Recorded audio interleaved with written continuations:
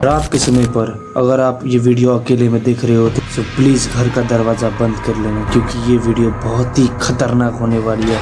ये वीडियो का नाम है haunted house of 200 demons and credit goes to खूनी मंडे चैनल।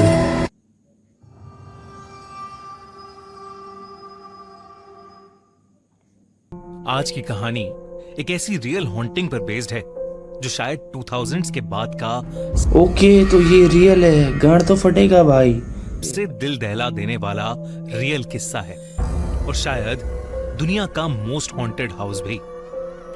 नवंबर 2011 में एक मिडिल एज्ड औरत लटोया एमन्स अपनी माँ रोजा कैम्बेल और अपने 3 बच्चों 12 साल की एरिन, 9 साल का एंड्रयू और 7 साल के अरमानी के साथ एक नए घर में शिफ्ट हुई थी। अमेरिका की इंडियाना स्टेट में बसा ये 3 बेडरूम्स का घर बाहर से बिल्कुल नॉर्मल था। घर के फ्रंट में एक वरांडा था जो शीशे और विंडोज से कवर्ड था। अंदर एक लिविंग रूम और किचन और नीचे एक बेसमेंट। एमन्स फैमिली को उस घर को देखकर बिल्कुल नहीं लग रहा था कि कुछ ही महीनों में उस घर का नाम अमेरिका के मोस्ट कंट्रोवर्शियल हॉन्टिंग केसेस में लिया जाएगा।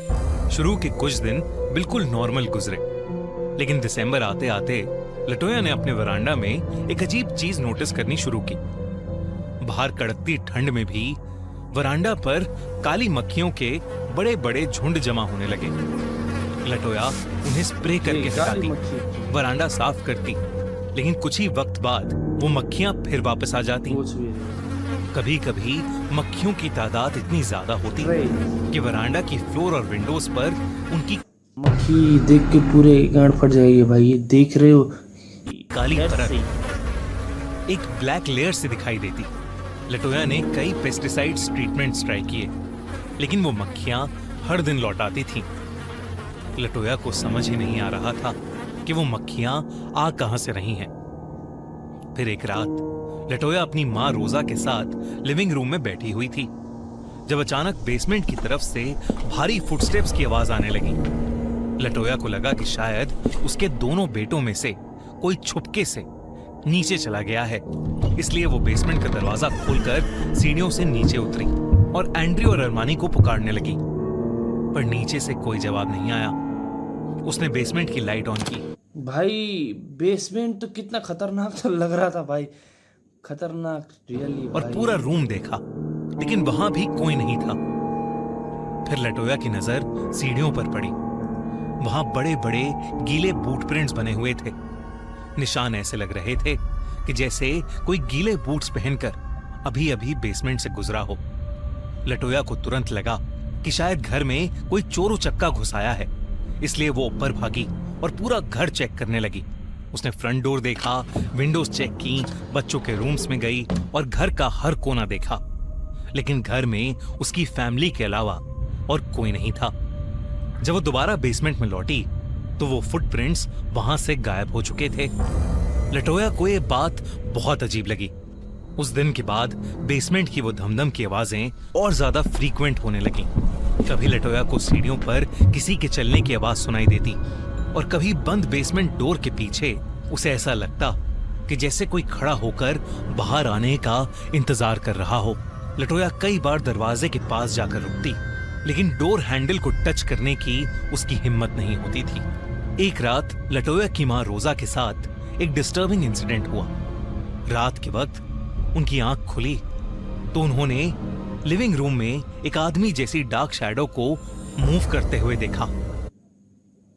गांड तो फटेगा ही भाई। आया कुछ पल तक रूम में इधर उधर चलता रहा और फिर अचानक से गायब हो गया। रोजा ने लाइट जलाकर लिविंग रूम चेक किया, लेकिन वहां कोई भी नहीं था, बस गीले फुटप्रिंट्स के निशान थे जैसे लटोया ने पहले बेसमेंट की सीढ़ियों पर देखे थे। अब लटोया को लगने लगा था कि उनके घर में किसी आत्मा का प्रेजेंस जरूर है। धीरे धीरे उसके बच्चों के बिहेवियर में चेंजेस भी आने लगे थे। 7 साल का अरमानी, सबसे छोटा, कभी कभी घर के खाली कॉर्नर्स की तरफ देखकर ऐसे रिएक्ट करता जैसे वहां कोई और खड़ा हो। एक दिन लटोया भाई ऐसे देख रहा है भाई, मुझे नींद नहीं आएगी भाई। रात के 2 बज रहे हैं भाई और ये रिएक्शन वीडियो में बना रहा हूँ भाई। अपने बेडरूम की अलमारी के अंदर बैठा देखा। अरमानी बहुत धीमी आवाज में किसी से बात कर रहा था, लेकिन अलमारी के अंदर उसके अलावा कोई नहीं था। लटोया कुछ देर तक दरवाजे के पास खड़ी उसकी बात समझने की कोशिश करती रही। फिर उसने अरमानी से पूछा कि वो किससे बात कर रहा है। अरमानी ने अपने पास की खाली जगह की तरफ इशारा किया और उसने बताया कि वो अपने नए दोस्त से बात कर रहा है। अरमानी के मुताबिक वो एक मरा हुआ लड़का था जो डेथ के बाद कैसा फील होता है उसके बारे में अरमानी को बता रहा था। ये सुनकर लटोया शॉक्ड हो गई। उसके बाद एक रात एरॉन लटोया की 12 साल की बेटी रोते हुए लटोया के पास आई और उसे बताया कि उसे घर में अजीब सी आवाजें सुनाई देती हैं और उन आवाजों में कोई उससे कहता है कि वो जल्द मरने वाली है। कभी एरॉन कहती कि कभी कभी उसे लगता कि उसके रूम के बाहर कोई खड़ा है और कभी कभी वो रात में बिना किसी वजह के अपनी माँ के बेड पर आकर सो जाती। लटोया अब रात को अपने बच्चों को अकेला छोड़ने से डरने लगी थी। वो उनके रूम्स के डोर्स खुले रखती, बार बार उठकर एरॉन, एंड्रयू और अरमानी को चेक करती और बेसमेंट से कोई आवाज आते ही तुरंत बच्चों के पास चली जाती। एक रात लटोया बेड पर लेटी हुई थी जब अचानक उसे बेड की मैट्रेस के दूसरे कोने पर किसी के बैठने जैसा प्रेशर महसूस हुआ। बेड हल्का सा नीचे हुआ।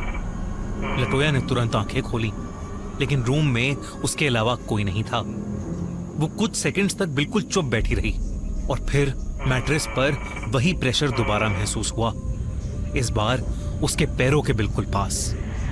लटोया को किसी की सांसों की आवाजें भी आ रही थीं। लटोया ने बेड के नीचे देखा। इमेजिन करो भाई, रात को तुम सोए हो और तुम्हारे कम्बल के अंदर कोई आ जाए। भाई मेरा फट रहा है भाई डर से। भाई रात के 2 बज रहे हैं और मैं मूतने भी जाने वाला था भाई। तो उसकी चीख निकल गई। बेड के नीचे से उसे 2 आंखें दिख रही थीं। लटोया ने डर के मारे तुरंत लाइट ऑन करी। रूम बिल्कुल खाली था। उसने बेड के नीचे देखा, क्लोजेट देखा, बाथरूम तक चेक किया, लेकिन वहां उसके अलावा और कोई नहीं था। उस रात के बाद लटोया को लगने लगा कि जो भी चीज घर में थी वो सिर्फ उसके बच्चों को नहीं डरा रही, वो खुद लटोया तक पहुंच चुकी है। फिर मार्च 2012 में वो रात आई जिसने अमोन्स फैमिली को कंप्लीटली तोड़ दिया। रात के करीब 2 बजे लटोया के बच्चों के रूम से अचानक आवाज आई। लटोया और उसकी माँ रोज तुरंत वहां पहुंची।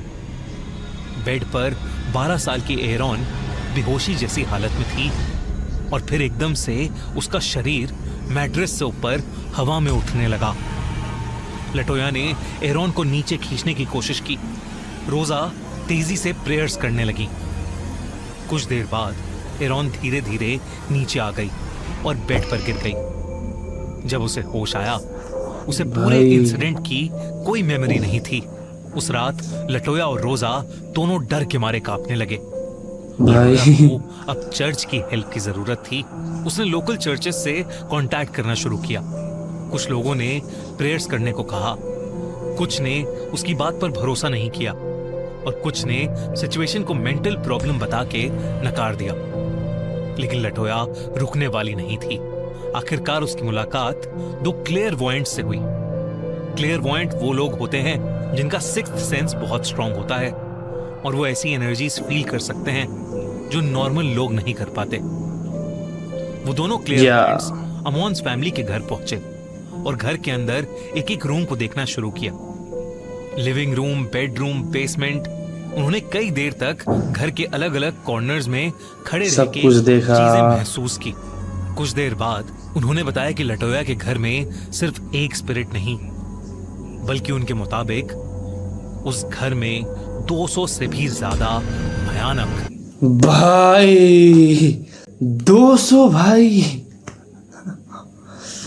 मेरे अंदर की रूह कांप गई भाई। भाई एक तो साउंड और दूसरा गान मार रहा है, दूसरा भाई ट्विस्ट। डेमोनिक स्पिरिट्स हैं, यानी शैतानी आत्माएं मौजूद हैं जिससे वो खुद से चाहकर भी अकेले नहीं लड़ सकते। उन्होंने लटोया को घर को ब्लीच और अमोनिया से क्लीन करने की सलाह दी। रिलीजियस प्रोटेक्शन के लिए होली ऑयल और प्रेयर्स का यूज करने को कहा और बेसमेंट में एक ऑल्टर बनाने की सलाह दी। ऑल्टर यानी क्रिश्चियनिटी का पूजा घर। उन्होंने बाइबल को पाम 91 पर खोलकर रखा, एक ऐसा पेज जो गॉड को प्रोटेक्ट करने के लिए प्रे कर रहा हो। लटोया ने उनका हर इंस्ट्रक्शन फॉलो किया। बेसमेंट में ऑल्टर बनाया गया, बाइबल रखी गई, रिलीजियस सिंबल्स रखे गए। लटोया को लगा कि शायद अब घर में कुछ बदलेगा, लेकिन ऐसा नहीं हुआ। वो डीमंस पूरी फैमिली पर और हावी होते चले गए। लटोया को अब किसी क्लेयरवॉयंट की नहीं, किसी ऐसे इंसान की जरूरत थी जो इन एंटिटीज का सामना कर सके। अगर घर में वाकई इतनी सारी एंटिटीज थीं, तो वो वहां क्यों थीं और उन्हें घर से कैसे निकाले? क्या अमोन्स फैमिली जिंदा बच पाएगी? क्या लटोया अपने बच्चों को प्रोटेक्ट कर पाएगी? जानने के लिए देखिए खूनी मंडे का अगला episode, house of 200 demons part 2। So part 2 के लिए भी देखते हैं, वेट करेंगे पार्ट 2 के लिए। सो ये वीडियो का एंड था। एंड भाई मेरी तो फट के 4 हो रही है, मुझे टॉयलेट जाना था भाई। अब मैं नहीं जाऊंगा, अब मैं डायरेक्ट सो जाऊंगा। सो इस वीडियो को करते हैं and good night to all guys.